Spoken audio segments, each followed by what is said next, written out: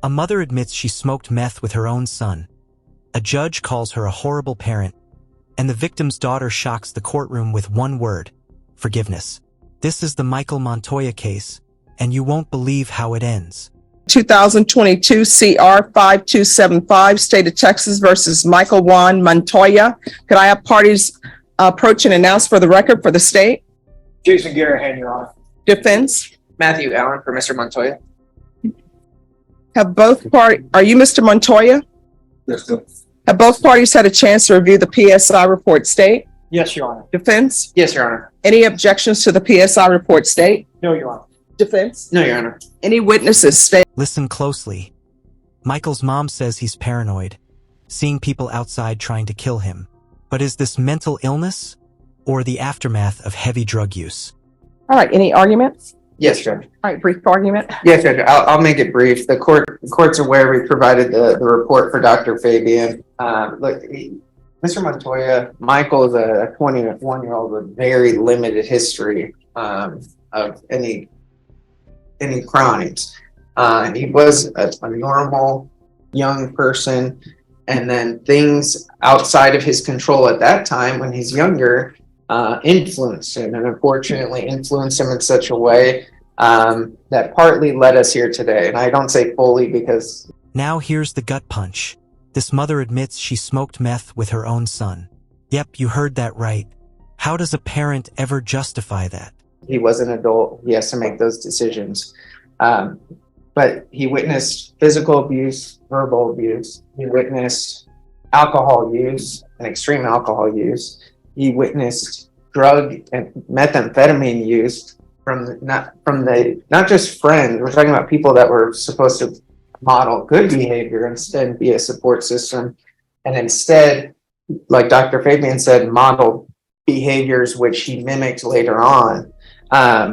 If we look at his statement in the PSI, now that he's been in custody, he's had time to reflect, we've gone over things. And while the defense begs for 15 years, calling Michael a victim of trauma, the prosecution comes swinging, arguing he made adult choices and a man lost his life because of it. He admits one of the statements he says to the detective, no, that person didn't do anything to me. Again, we're not trying to say that it was self-defense or anything like that. He wanted. Here's where it gets heated. Judge Boyd blasts the mother as a horrible parent.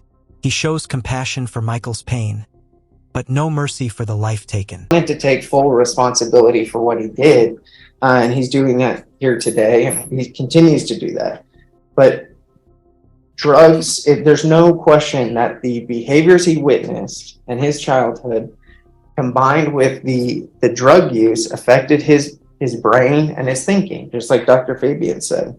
And Dr. Fabian said, well, with therapy and prescribed medication, continued treatment, and obviously staying sober, that he can try to change those behaviors and that way of thinking. And I think we've heard a little bit that it started going that way.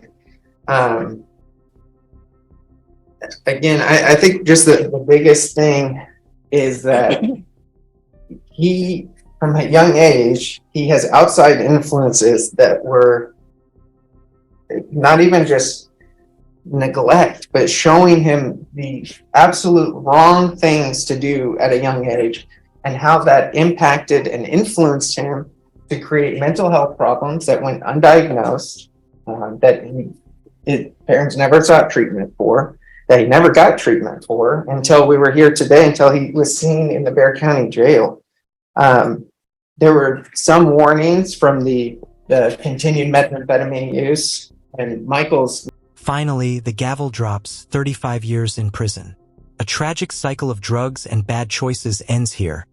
But the echoes of forgiveness will stay with everyone who witnessed this moment. Very honest with his drug and alcohol use, because he knows he needs to be, not only because we're in court, but because he wants and needs to get help and treatment at some point.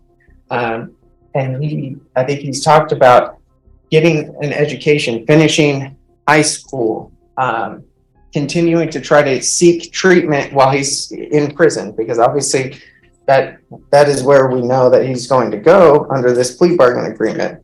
But again, I think just listening to Dr. Fabian and then silence. The victim's daughter takes the stand. Through tears, she forgives the man who killed her father.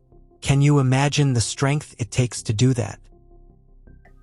At a young age, it's easy to say, well, you were young and your sister's fine, so why can't you be fine? But that's not the way the world works. Oh, I never do that. That's not, I appreciate that. It's not the way everybody's brain works and develops. And so unfortunately, we're here today. He's very remorseful. He's very sorry for what he did. There's no getting around that. But we did want to bring the court some other things that were going on. We asked the court to take that into consideration and sentence Michael to 15 years.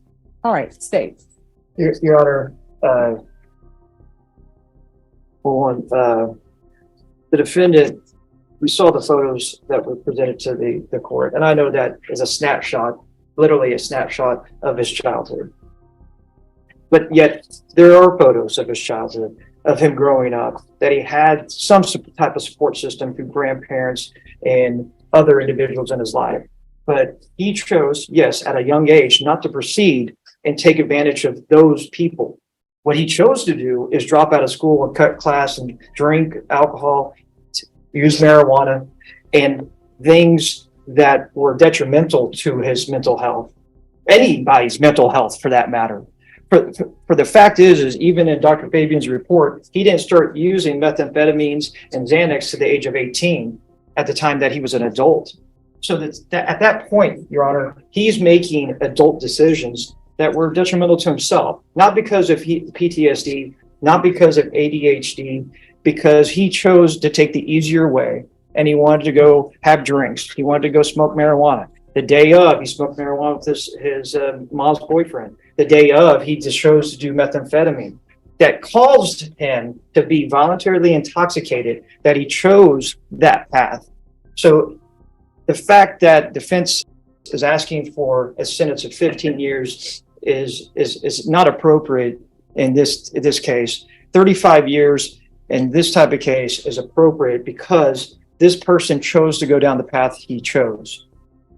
Granted, everybody has their childhood, everybody has their past. If you really look at what the doctor said and what his parents said, yes, there was some violence in the household. There was substance abuse in the household. But there's many people sitting in this courtroom today that chose different paths. And some of them are on a rocky road. But the fact is they haven't murdered somebody and shot them in the head when that individual is just there to help them. And Mr. Butler was there to help. He was there helping, and he was a plumber. And this is the victim in this case. And that's just a tragedy right there, is that this individual is out there helping late at night, trying to get this house renovated. And this individual decides to get intoxicated off of meth, Xanax, and drinking and marijuana, and shoots him just blindly behind the head. And that right there, Your Honor, deserves a 35-year sentence. Thank you. All right. So, Mr. Montoya, I want you to know that I listened to everything that's brought before me, and I consider all the evidence that's brought before me. I mean, do you deserve an apology? Yes. And you know why you deserve an apology? Because you had horrible parents in your life. Your mom, horrible parent, still a horrible parent to this day, using meth with you. She was horrible for bringing someone into your life as a stepfather who just got out of prison, using drugs with you. So you have horrible parents, horrible adults in your life. Your grandmother, it appears that your grandmother was trying to help you stay clean and sober, but then you have your horrible mom coming in and allowing you to live with her and use meth with her. That is ridiculous for your horrible mom to be using meth with you and rubber stamping it and okaying it. And then having your horrible stepfather who thinks he's a good stepfather, but there he is using drugs with you. And I guarantee you right now, your mother doesn't think she's a horrible parent, even though she's using meth with you. Your stepfather thinks he's doing a great job, even though he's using drugs with you. So I want you to know that I understand, and I heard everything, and I understand that you had a horrible upbringing. But by that same token, there's a complainant in this case, somebody who's dead, who had family who loved and cared about him, and he's just working, doing a job. This is not a situation where he was doing something illegal or doing something inappropriate. And whenever a life is taken, guess what?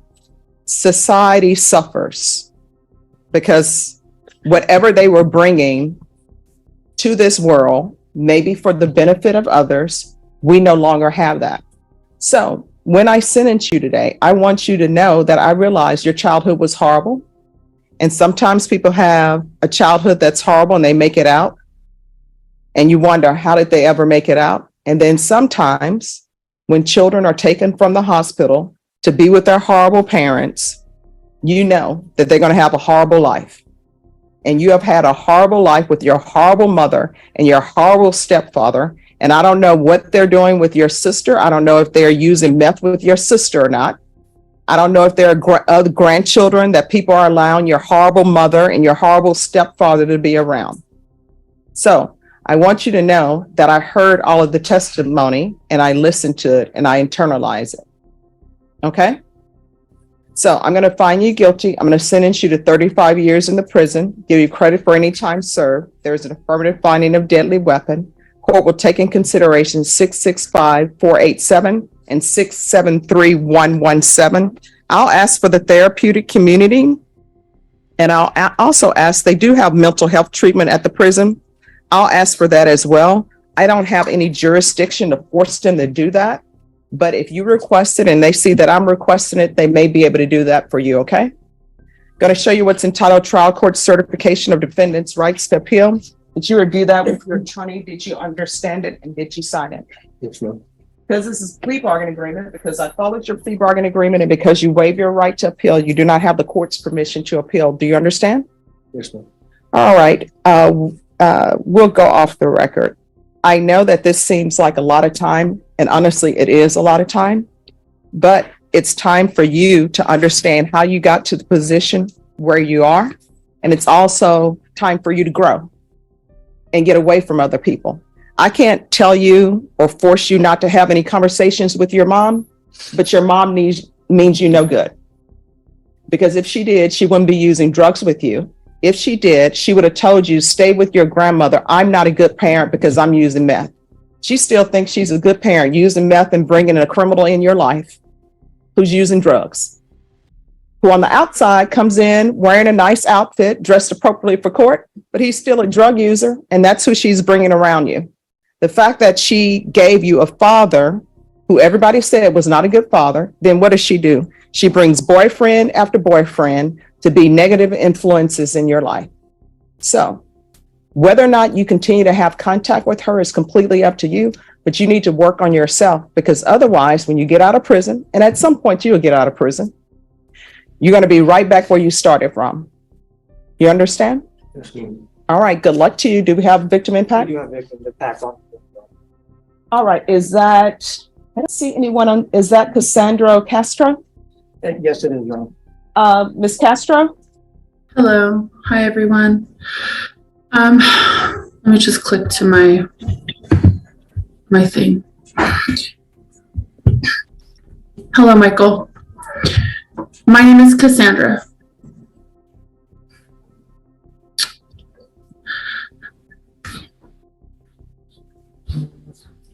Sorry.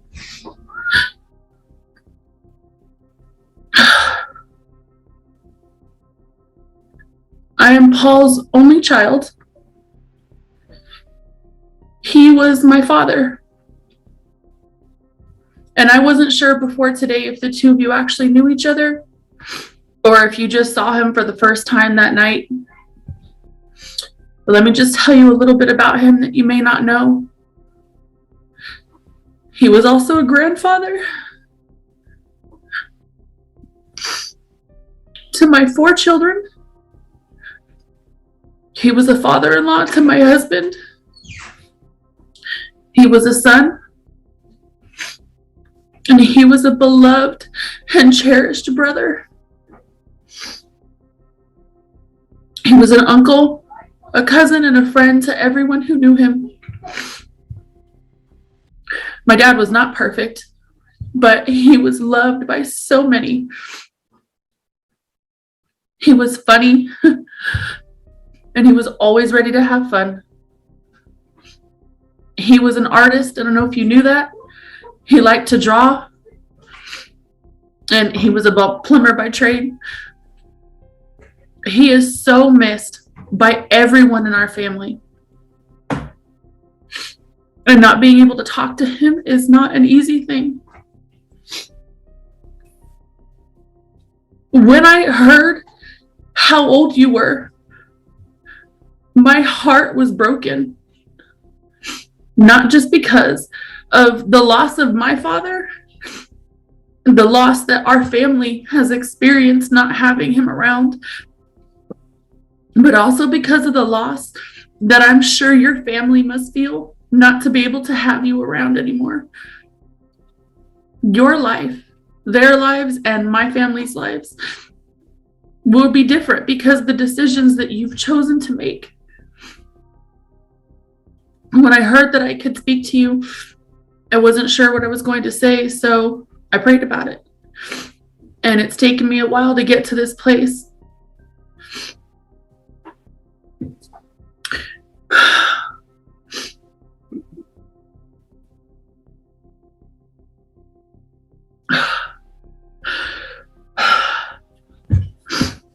It's taken me a while to get here, but I want you to know that I forgive you for taking my father's life. That wasn't an easy choice for me to make, but I want you to know that.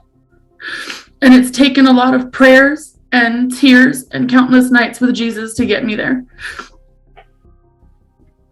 I was supposed to write a statement about how my father's death has affected me and my family, but I don't see how that's going to help much. What's going to help me heal is Jesus, and he'll walk me through every stage of healing that I